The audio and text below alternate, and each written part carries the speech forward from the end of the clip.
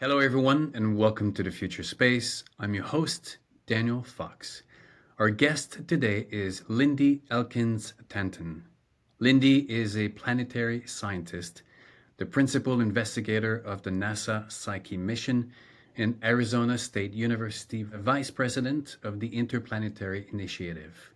Her research concerns the formation and evolution of rocky planets. She has led 4 field expeditions in central Siberia.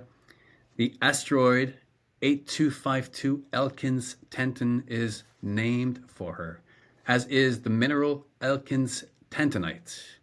In 2020, she received the Arthur L. Day Prize, and in 2010, the Lowell Thomas Award from the Explorers Club. Lindy, or maybe I should say Miss Elkins-Tantonite, welcome to the Future Space. Thank you, Daniel. It's nice to join you. That would be Dr. Elkins-Tantonite, of course. Yeah. Dr. Elkins-Tantonite. It's not every day that we get someone where an asteroid and Oh, a rock is named amazing. after. Yep. So, Amazing. before we get into some of the big work that you're on right now, the Psyche and your journey, and how you got an asteroid and a piece of rock named after you, could you share with us 3 words that for you capture the essence of space? For me, those 3 words are we are small. I feel that that's what space is for, is to give us perspective on the importance of humanity and our relationship to each other. Do you think, I mean, it's for someone who's spent 15 years doing solo wilderness expeditions in nature, it's it's always been an exercise of perspective, right? You go back, you go and find yourself in these forces that are bigger than you. So in that sense, we are indeed very small, but at the same time, we have this significant place in the story of life. And even as we're going into space, we are the first species that we know or we think of that now has the capacity to take life beyond the planet. So do you think that there's a balance between the humility but understanding the responsibility that we have? Yeah, but I don't think responsibility is the opposite of humility. I think that they go together.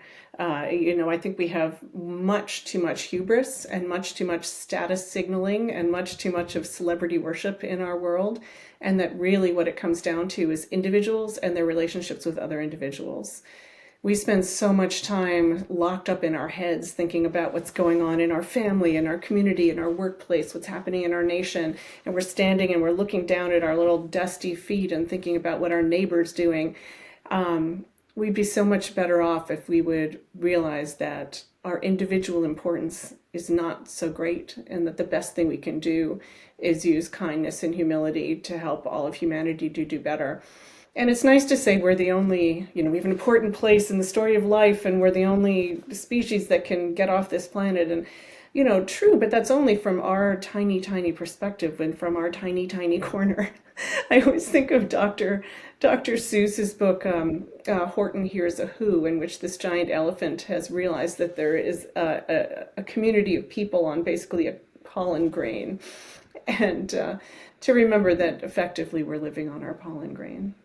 Yeah, I have this thought that the nature on Earth does not work differently than the nature of the universe, right? The principles of nature that apply on this planet cannot be different than the nature of the universe because it's one big entity, right? Whatever works here has to work on a bigger scale in the universe. So if you ask someone to come to Earth and kind of describe what it is, they would see the ocean, they would see us, they would see the planet, but then they would forget to mention maybe one of the most important thing, which is air, which is invisible when you can't see it, but it's right there. So when we look at the universe, it's probably the same thing. There's the what we see and what we don't see, and probably the most important thing is what we don't see.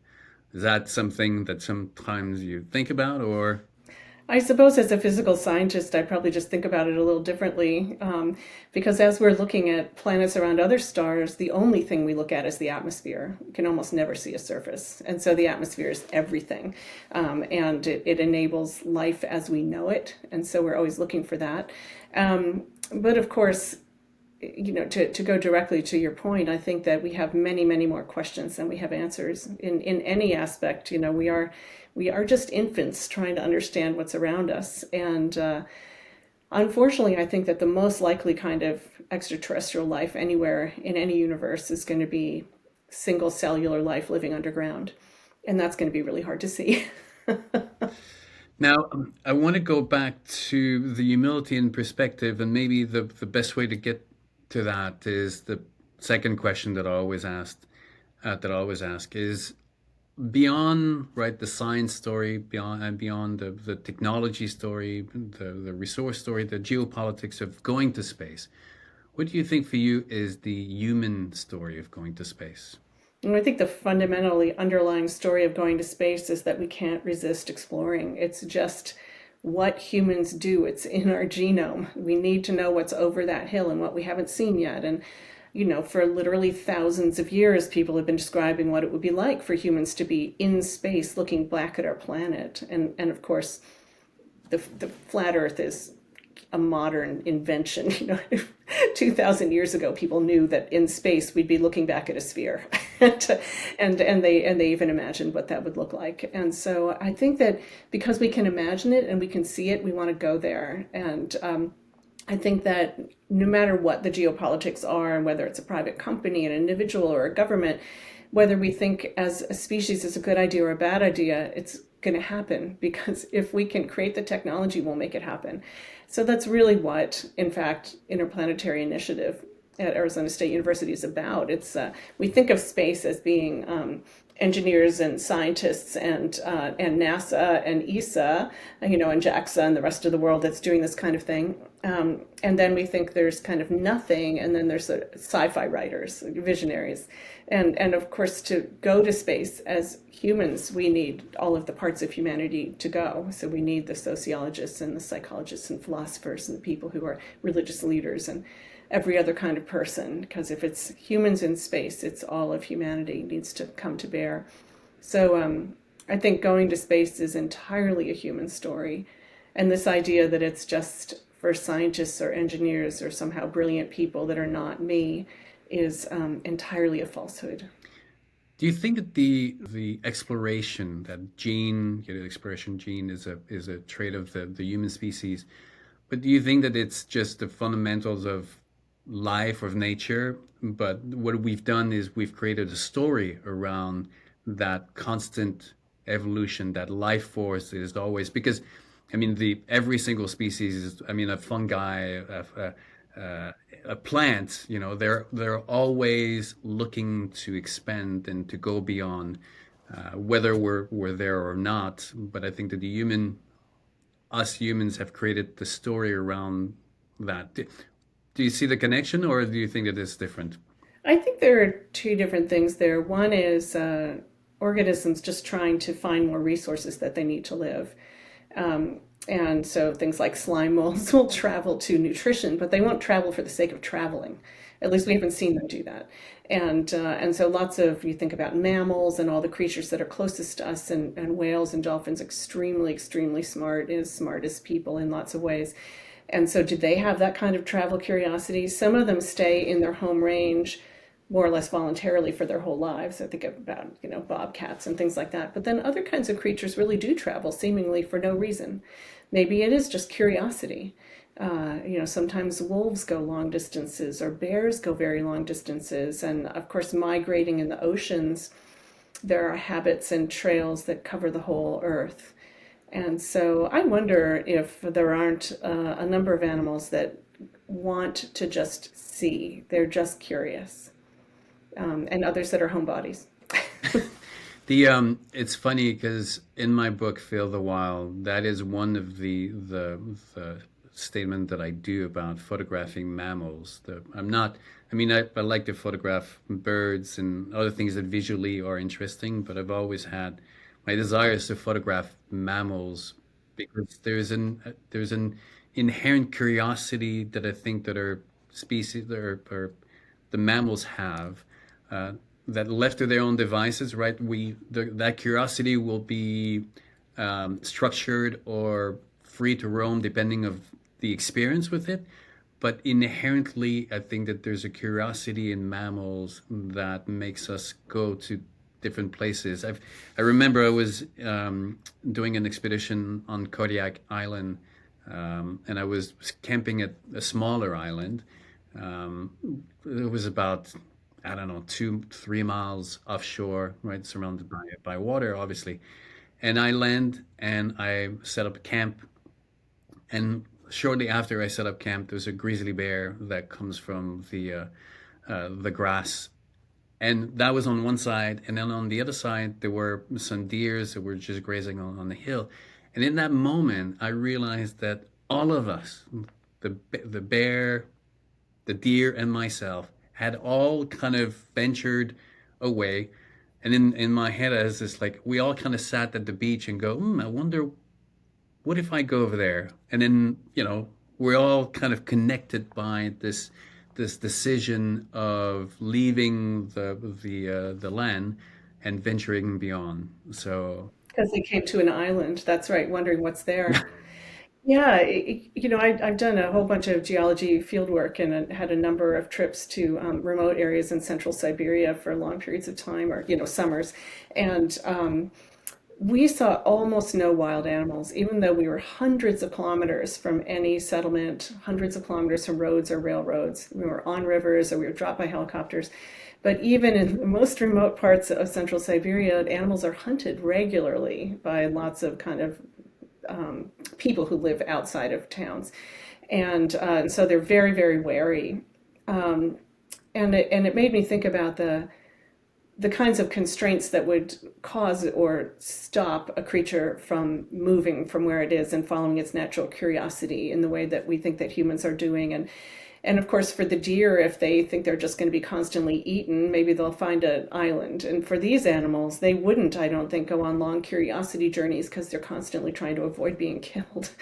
and so, and so my mind drifted to horses because I spent a lot of time training horses, and a lot of the horses would prefer to stay home with their herd. They would like to stay in the stable or in their favorite pasture, and they actually don't want to go out and go seek stuff. But I had one very audacious horse who just always wanted to jump over anything she saw and run. She just wanted to be out there going someplace. And there was one day before she'd even ever had a saddle on her, she was so young and crazy, and she was running around in an outside pasture with, I don't know, 4.5 foot fence, and she just jumped right over the fence and then ran straight away. Ran at top speed completely away. Just feeling great, and I feel like that's the kind of spirit that that a lot of people feel when they feel the freedom to break through whatever predators are in their everyday lives and just go explore for curiosity, which it sounds like you've done so much of too. yeah, and that's the big debate in the conversation, that there's life works in the if we look at the conservation of energy, and usually the life tries to take the easiest path between point A and point B, and anything outside of that involves an investment in energy that can actually be risky, if we're looking at surviving. But sometimes there's going to be the outlier who really goes off script, and we find that, like, even within families where one sibling will decide to go to the big city and leaving everyone behind, and then you have the sense of abandonment. Why is it that, like, we're not good enough for you, you have to go to the big city? So that sense of abandonment that even we see right now, on with about going to space or at the expense of Earth, that that story is nothing new. Um, but it's interesting to see how and maybe that's where the exploration gene is the majority of organisms usually try to create stability so that you can build on that. But then from time to time, you have these individuals who will go and seek beyond that. Yeah, it's phylogeny versus ontogeny. Is it their social experience that's caused them to want to go, or is there really a genetic basis? Is it an individual kind of thing like that? And uh, I think that that's always been true, like you say. There are people who stick with the clan and people who reject the clan. And I think that it's even the energy thing about the least path of least energy is certainly applicable to microorganisms. And then as soon as you get into higher organisms, that's a little bit harder to do. Just in the last couple of years, people have discovered that bumblebees have a sense of play, and if you give them toys, they will play with them for no reason. so, and so I think that we're all complicated and do things for many, many reasons.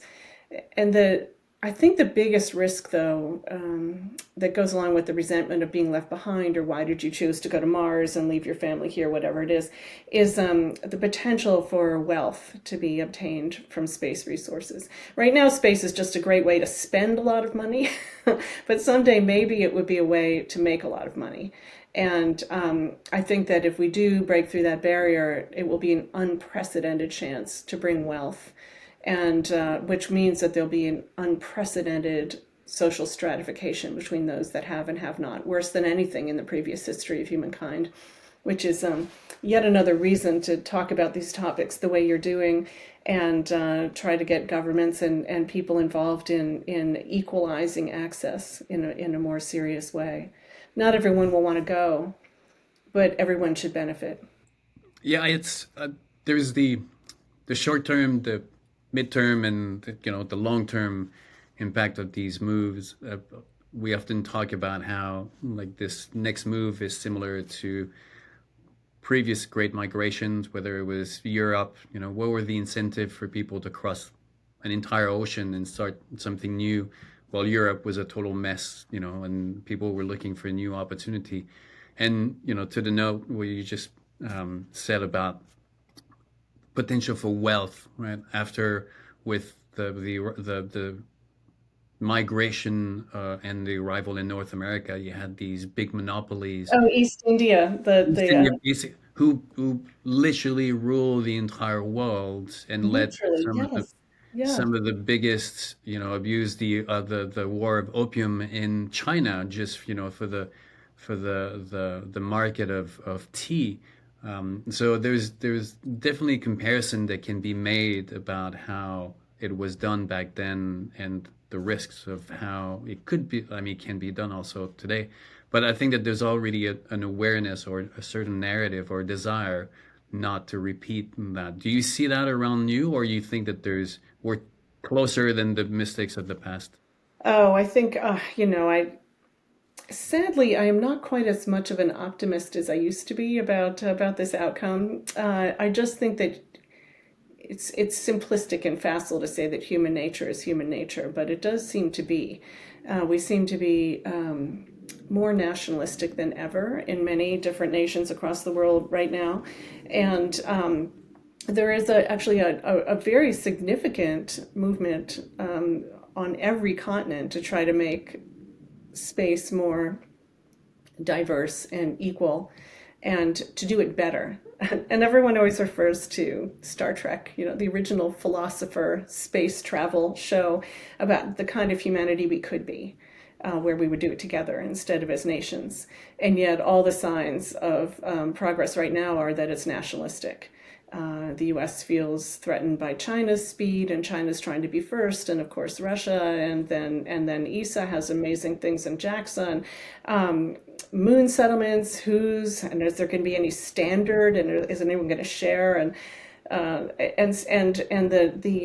weaponization of Earth orbit is very worrying.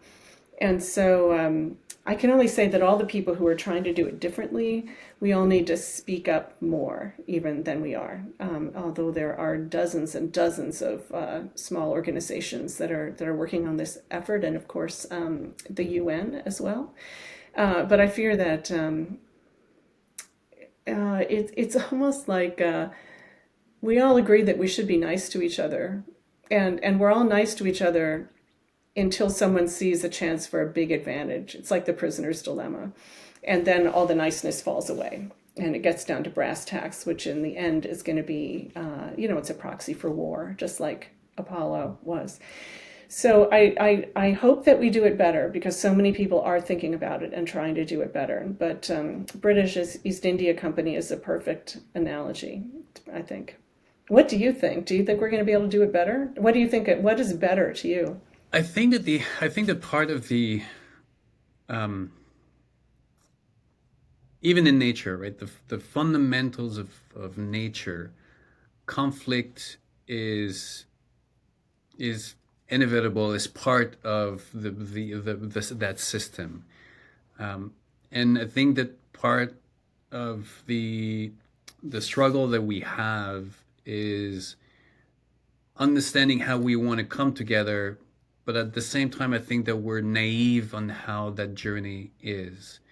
I think that like on a similar something similar, we want this inclusion in our conversation on Earth, right? We want everybody to come to the table.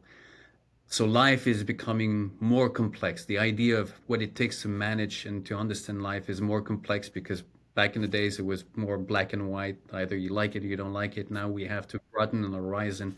But at the same time, we've forgotten to give people the skills to navigate that complexity. So people find refuge into the polarization because it's too much effort. Well, now I have to think of this and I have to think of that, and it's a lot of fighting ideas as opposed to try to find a commonality or certain ground for. And this is for me, this is where future space is. It's trying to bring it down to the human story because at the end of the day, everybody is trying to do the same thing. We're all trying to put food on the table. We're all trying to find something valuable, and we want to give our children a future. Even the people that we disagree with, or even the people that we think are awful, are starting from the same point, or they're coming from a place of hurt and suffering, and the empathy has to come through.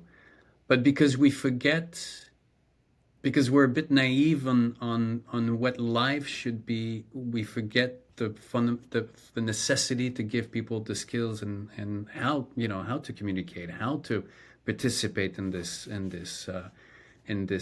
story. So going to space, it's not going to be. It's like the kids that leave the family, right? They want to do better than their parents, but in the end they will make their own mistakes and they will be judged by the past and the future in the same way that they judge themselves. So for us to look at the past and go and say, how could they do something like this? If we judge with that lens, then we have to accept that we're going to be judged by the future in that same way. And but we're trying to do the best. So going into space, there will be conflict, and we have to give ourselves the skills to anticipate these conflicts, that dynamic ecosystem, so that we can become more resilient. Because if we're looking, and that's I think that the word resiliency, finding these structures that can move with the unexpected and these differences, so that people can evolve together as opposed to at the expense of each other. So Hmm.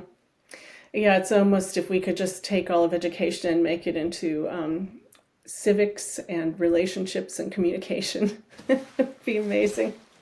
And I was rereading M.K. Jemisin's book Dawn, and in it the aliens that have taken over the Earth say that humanity has one fatal flaw, which would have caused us trouble no matter how long we persisted, and that was that we were too hierarchical. I kept waiting for the book to say, so how would we reorganize? Like, what are your suggestions? And they didn't come along. And so I was thrown back on MJ Rubinstein's recent essay, just suggesting that maybe humans don't yet deserve another planet. That we should figure it out a little better before we go. So this is, yeah, mhm. I mean, if from my perspective, no one is ever ready. Like no one is ever ready to have children. No one is ever ready to do anything or even go to school. But it's and whatever solution that you think works for one time becomes problematic after, right? I think that part of Star Trek, the attraction of Star Trek is that they had taken a lot of the issues and put it aside, right? No money, great, everything. and then you can approach certain realities, but like there was no there was the understanding of the economics of Star Trek. Well, where does everything comes from, and who pays for everything, and how, and everybody wears the same T-shirt. So where's the individual? We want to be individual, but then we're all equal in a sense. So all these different, I think that as we live them becomes a little bit more complex, and also, we're not a static species. I think that we do our best when we're pressured to come up with something that fit, answers issues. When things are too good, I think that we become extremely protectionist and too arrogant. I think that we need that tension, that brings. I mean, that's for me. That's the thing about suffering and pain. It's the greatest equalizer in the world. It's every single person comes from a place of that experience suffering and pain. Not everyone is wealthy, not everyone is healthy, not everyone has made it, but every single person can experience and has Yeah. experienced suffering. So That's exactly my motivation for writing my memoir was I think a lot of autobiography and memoir is about talking about how you reached some, achievement. But to me, anything that could be called that is so fleeting, and that what you really need is to connect with other humans on a common basis, which is that everyone's life has ups and downs, and the downs can be profound, and we share that. And so to create that common connection and that piece of empathy.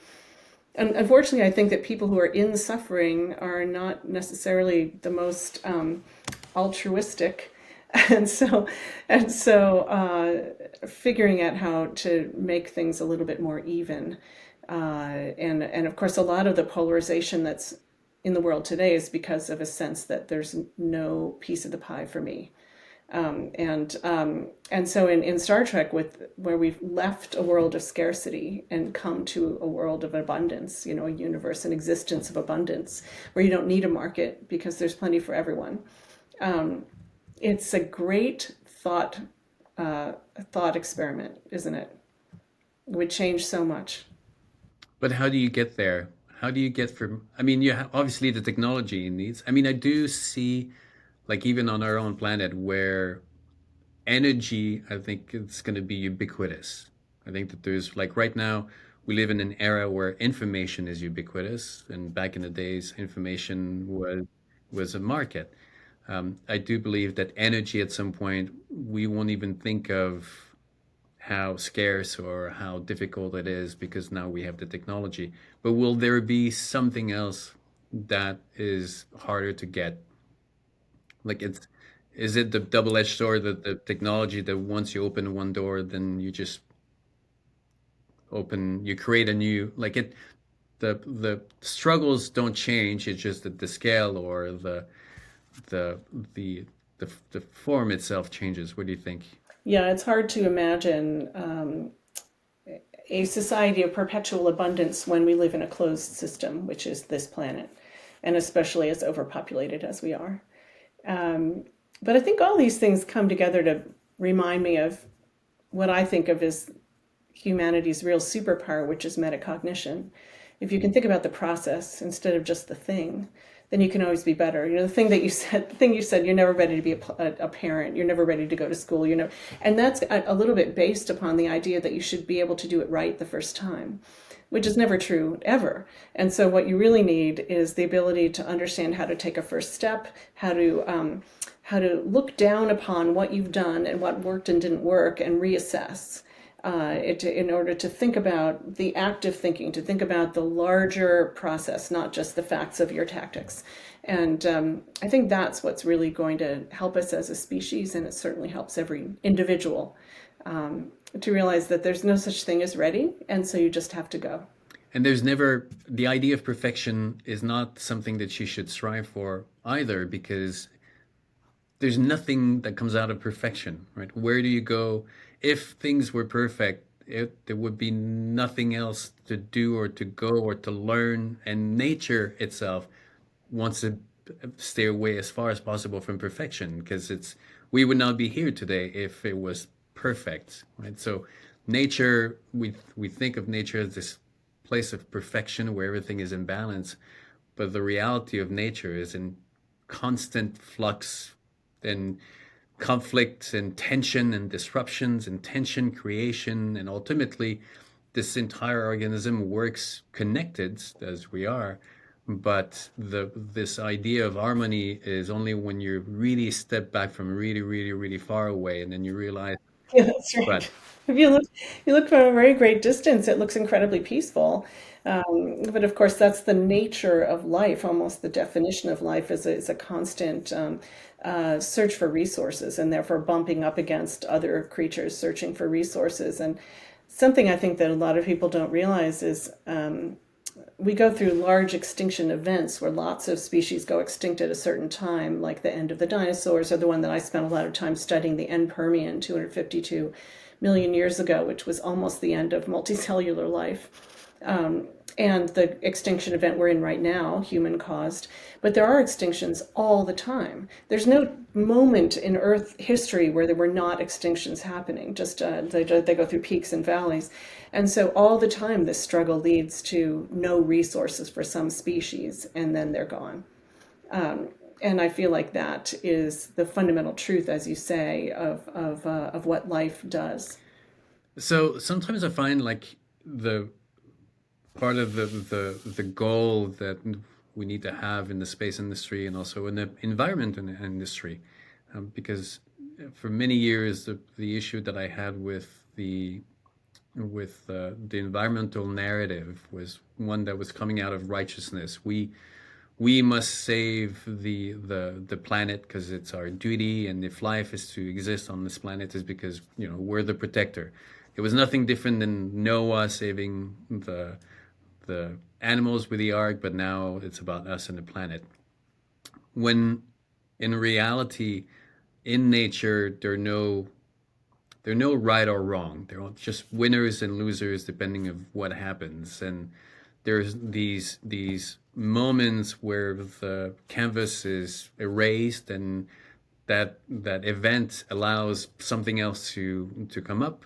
And then is it good, is it bad? Where it depends where you sit in an equation, right? The dinosaurs disappeared. Is it good, is it bad? Well, it kind of sucks for them, but it was to our advantage. So when we talk about life on the planet, I think that we have to be careful and say we want to do that because this is the world, the type of world that we want to live in, and because we choose to be that type of society, but not to give it to the planet as if like this is the like we're gonna save life, because ultimately it could something else could be better after that. Oh, I see what you're saying. And we're trying to, right, there's this whole problem in conservation of trying to save what we imagine was the primal state. But actually, we have no idea what the primal state was, and there is no single primal state. As you say, it's constantly changing. And the thing that we think of as the primal state, something like 200 years ago or 300 years ago, was already completely changed by earlier humanity. The Pleistocene extinction of all the megafauna, probably caused by early humans eating them. And so you're right. Could we not just help this ecosystem continue to exist in some way? And even with climate change, even if we don't succeed in ameliorating any of its effect, we're the ones who are going to suffer the most. It's not going to be the end of life on the earth or the end of the planet. It's going to be the end of people in the way that we understand it. So it's really us pretending we're doing it for someone else, but really it's for us. So It is. yeah, It is. yeah. It's. And I think that they would. I think that ultimately it would help people come to the table better because Mm, it's for us, right? self-serving. It's The self-serving. It's self-serving as opposed to, because I mean I've every time that I've been at a table with families are like, listen, we would love to do better, but ultimately I have to do for my family first, You're like, and this is it. the economics are that's it. So, but the idea that morally we are wired to do better, when I think that the reality or the opposite. I think that we Yes. don't do Yeah. well. we don't do well morally. I think that we do well with things that are concrete and the incentive, where the incentives are. Like we can talk about the garbage in the ocean as much as we want to, but my physical relationship with garbage is that at the end of the day, I take my bag to the street. Exactly. Exactly. That is tangible. That is something that I can talk about. The rest is conceptual. We can discuss about it for hundreds of years, Yep. but if there's no incentive to change the root of that behavior, then it's really hard. I've often wondered, I used to have this conversation with my uncle. He claimed really what you're saying and what I also know to be true, which is that people in general make the decision that's in the best advantage to themselves or their families in the short term. So they're looking very locally, spatially, just them and their closest relationships, and very locally in time as well. And I wonder if there's some way to measure a person's willingness to do the right thing, even if it's not in the immediate best interest of their family. Maybe those, if we could measure that, maybe those are the people we should have be in leadership. That's, That's and that's the thing. It's like so yes, we look at our short term and then we try to put people in leadership who can help us manage the long term, or we look at our environment to see who is doing what so that we can, and then we have the peer pressure of society. It's like, oh, I was going to do that. Like if there was no law, right, no consequences on any action, a lot of people would be like, well, I do this or I do that. But we're kind of, most of us, we stay in lane because there are consequences. that's right. And it's easier too. It's more restful. And, and in the end, I think we're really picking leaders who we also think will benefit us in the relatively short term. And so it's a very much of a positive feedback loop in a way that's not helpful. So, so with that in mind, where do you think, what do you think, who's going to be living on Mars and what are they going to be doing there, say in 100 years? 100 years, 100 years is going to be interesting how far we are because it's a pretty drastic leap. I think that we're going to have outposts.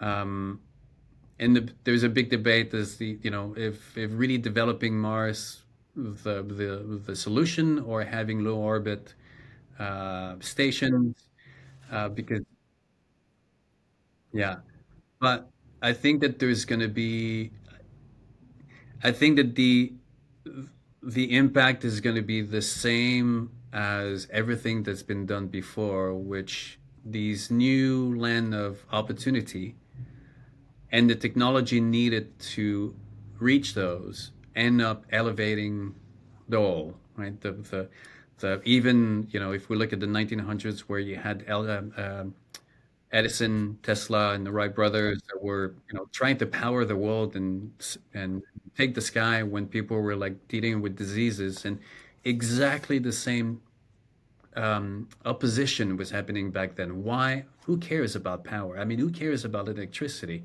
Benjamin Franklin had to sell all his position, to fund his work because no one thought that it was, there was a value. What an amazing person. Yeah. Insane, right? But here we are, and in the world that they created, elevated the whole. I remember going to the um, the National Library in Washington D.C. Um, and realizing how America represented this ideal of starting something new and being better than Europe. And you can see the effort and the work that was put into that.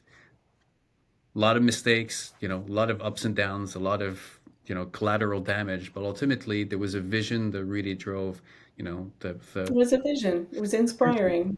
and I We've had think that Moon and the Mars and whatever ends up being out there is going to be just that next opportunity, that next land of opportunity.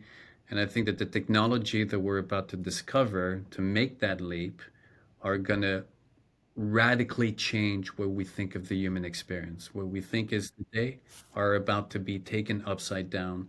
Uh, It's the big driver. yeah, Yeah, I yeah. agree. I agree. And I sometimes have people come up to me and say, how can you justify spending $1 billion of government money to send a robotic probe to an asteroid. And there's so many different answers to that, reasons why we have to, reasons why we will, reasons why. But the simplest answer is, of course, we spend every dollar here on Earth. All of those dollars go to jobs and technology development and communities and helping individuals and their families. And so it's all about us here on Earth across every discipline, not just a few fancy scientists. And that's the truth of it. I posted recently, right, because of that question that we always get, like why, like that all that money. Even just recently, apparently Obama said some things like, "I would love that Silicon Valley stops with this obsession of space and take that money and divert it back into things of climate change." I was like, well, Obama, why did you say, why did you say Yeah, that? But yeah, yeah. ultimately, and so the post that I did on LinkedIn was comparing the investment in space compared to the investment or the money spent in entertainment and sport. And you have this multi-trillion industry, right, that is invested or that is spent to do absolutely nothing but just to entertain us. And no one questioned, why I would spend $500 to go and see Taylor Swift. But that's so the having a sense of comparison so that people can understand, like, well, not everything in life that we choose to spend money leads to anything that is, goal oriented, like climate change, and we don't question that. But then when it comes to space, then we're really quick at pointing the finger. So, Yeah, I think it's been also trivialized and also made into kind of a myth through watching it on films. And so just like with professional sports, it is inspiring. It gives us a sense of what we could be. It gives us a sense of power going to space. It expands our mind instead of being a narrative of pain and shame and fear like pandemics and climate change. It's a narrative of hope, and it reminds us of who we can be aside from all of the technological advantages. And then I always say also, flying and then space have created that incredible leap in human evolution, which is systems engineering. The ability to build something so complicated that no single person understands how it works, but together it works. That is a miracle in human development that is often overlooked. And the fact that we've developed that literally to figure out how to go to space means that we now have those tools to help fix problems on Earth. And the huge difference is if I took our $1 billion budget and spent it instead on climate change, it would have virtually no effect. That's like pouring money on these things is not really the answer because those are social problems that have to do with convincing groups of people to take action. If it was just building a thing, it would have happened already. So it's a hard one. and it's always and often people they want change, but then they don't want the consequences of change, right? They want child labor across the world, but then they don't want to pay more for what they have. Yes, right. They don't want drilling in the Arctic, but then the minute that the gas goes up, then they start screaming. So Ted Kennedy doesn't want reliance on oil industry, but he doesn't want the windmills in his backyard. So Yeah, that's a tricky one right there. That's a really terrible one. Yeah.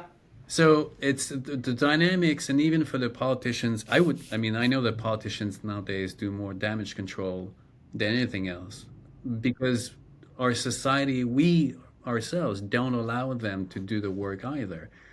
Because so it's we're all drinking the Kool-Aid and we're all participating, and ultimately, until we all accept the consequences of change, and that's why sometimes for change is not something that is can be prepared for.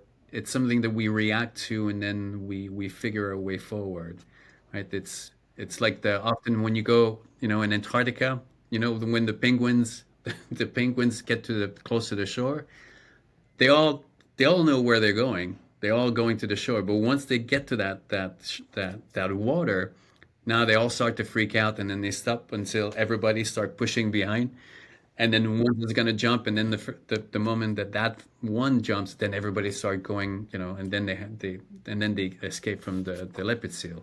Exactly. They figure that first one's going to be eaten by the leopard seal and they'll jump second. Yeah.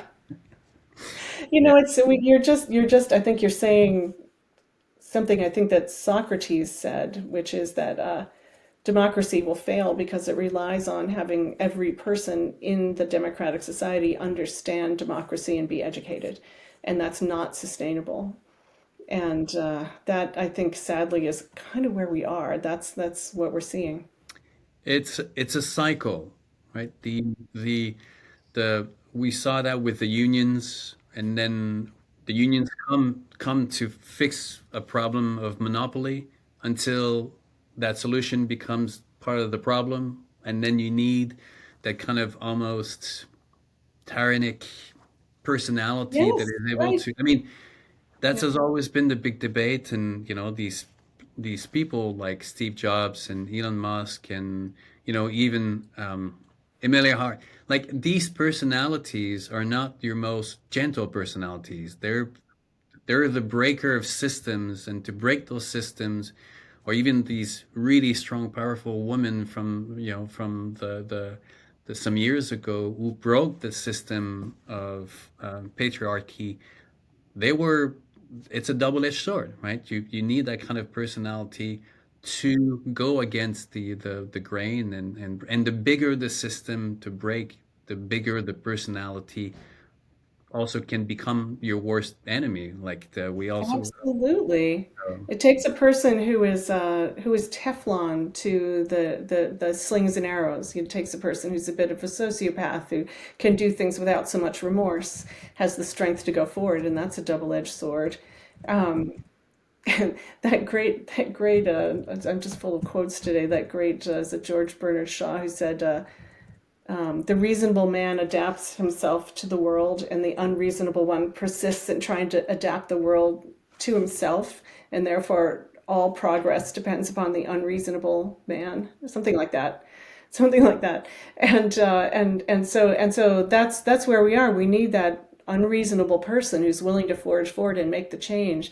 But as you say, then we're in this cycle, the tyrant, no the masses, no the tyrant, no the masses. And so you see this cycle going on and on over hundreds of years. So what is progress? What part of that is progress? for me, the idea of progress is managing these changes and becoming better as a whole than the individual parts, right? If we look, it's really easy. It's like, a marriage. The marriage, if you can continue develop, if you can continue having respect and love for each other as you navigate change together, and these conflict, these different periods, right? Here are two people who meet at a particular time in their lives, and they're one individual, the young, and then life happens. Loss, failures, suffering, children, and now you have different perspective, different new people that are now living together. But if you can continue that relationship and developing the skills of communicating, and also maintaining that respect for each other, then ultimately, that's for me, that's how that's as progress, right? Managing change and not becoming worse. So as a society, we are 8 billion right now. We're about to go to more. And I do believe that there's a lot more good than bad being done on the planet. We're just not really focusing on it. Because if there was more bad on the planet, there would be good. I think it would be a lot worse than it Yeah. is right now. So Yeah, yeah, yeah. I like that. Yeah. I also think we have to stay optimistic. I think that being yeah, pessimistic is lazy and also yeah. totally ineffective. so, so you And have to stay unfortunately, optimistic. these every time you have these actors that happen in life, or because nature or whatever it is, and their sole purpose is to wake up, to shock the system, to see how like to force us to reassess what is important and what is not important. In politics right now, obviously, we're seeing that, and but it's hard to disconnect them from the progress that we make, because I mean, even the Second World War II, I don't think that we would be here today with the UN and with kind of a common peace without That's these right. tragedies. COVID, at some point, we'll look Yeah. back and we'll say more good came out of COVID than bad, without dismissing all the tragedies and the death that happens. But it's what we end up doing with those events that really define, whether negative or positive. And even in politics, right after Trump got into politics, we actually saw an upsurge of women involvement in politics, which was not, I would have not. I don't think that the Me Too movement would have happened had Trump not been in politics. I think that's very possible. It So, just pushed people over the brink to hear him bragging about yeah. sexual harassment. Yeah. Lindy, I want to be mindful of your time. I think that we could we just have, I think we would need like just maybe a glass of wine or a bottle of wine and we can continue this. Keep going indefinitely. What? Yeah. We haven't even touched about anything, but your work in psyche. This is for me. This is what I love. That's the human story, right? When you're able to get people out of their s- their um, their work and the technology, and you get to what we are, then the Yeah. conversation can keep going. What would It's all that really matters. And anybody who wants to learn about the mission or my work can find it in many other places. So it's not necessary to repeat. we will put all the links in the description. Oh, thanks. So, but at the to end this conversation, what would be Lindy's three words of wisdom, just to extend this conversation even longer? Yeah. Three words of wisdom by Lindy. Maybe that's the title of your memoir. Three. Yeah, no, no, like I was joking with you before, I don't think of myself as a dispenser of wisdom or advice. And what I try to do is connect with people by offering what's happened to me as data that you can compare to other things that you know and see if it's useful, that kind of information. And so when I was thinking about what are my three words of wisdom, I think the thing that's been my big driver my whole life and that I try to share with other people is you have agency. That every single person has the ability to see what's wrong around them and to take steps to making change. And this idea, which has gone all through our conversation, that you somehow have to be able to fix the whole thing, do it 100%, reach perfection, never, ever, ever true. The whole key is to start making steps, no matter how small they are, little micro heroics. Just take your little steps. And you're never anonymous and you're never too young or too inexperienced. So my three words are you have agency. I love it. I This is one of the things that the process of discovery of these words, right? The before that I had the Proust Nature Questionnaire, and I kind of asked similar things, three words of that describe nature. But these three words of wisdom, like how did it come up together, and some of the plays that people make, and we have agency is the first one. First of all, I have to congratulate you. It's Oh, no one yeah. has ever come up with this one. What's yours, Daniel? What are your three words of wisdom? I imagine they change over time. What are the ones for today? The first one, the first thing that came to mind was life is messy. There you go. That's a nice corollary, actually. I think It's our two go together very, very well. Yeah, it's if you understand that life is messy and the downs are as important as the highs, the lows, and even have more value than the lows. And they're unavoidable. Yeah. So then your goal is not to avoid them, but to develop the skills so that you can grow, right? Each one is an opportunity to become better, to That's learn, to right. grow. That's right.